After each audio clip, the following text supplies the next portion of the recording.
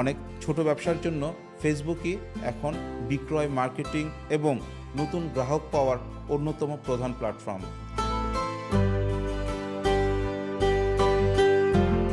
আসসালামু আলাইকুম, আমি রিফাত মাহবুব সাকিব। আজকেও আপনাদের সামনে নতুন একটি কন্টেন্ট নিয়ে হাজির হয়েছি।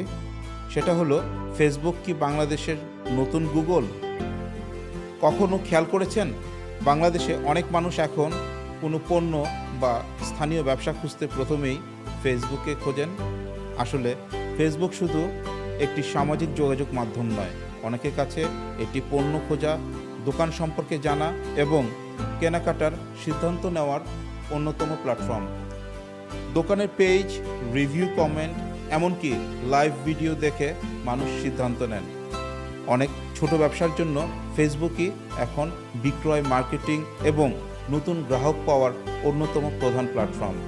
তবে এর মানে এই নয় যে ফেসবুক গুগলকে পুরোপুরি প্রতিস্থাপন করেছে। দুটির কাজ ও ব্যবহার এক নয়। তাই বাংলাদেশের অনেক মানুষের কাছে পণ্য ও স্থানীয় ব্যবসা খোঁজার ক্ষেত্রে ফেসবুক অনেকটা গুগলের মতো ভূমিকা পালন করছে। তবে তথ্যভিত্তিক সার্চের ক্ষেত্রে গুগল এখনও কিন্তু সবার আগে।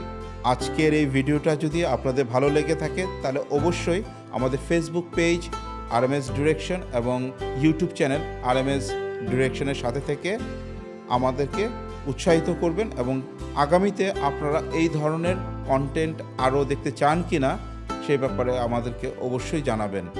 তো আজকের মতো এখানেই, আল্লাহ হাফেজ।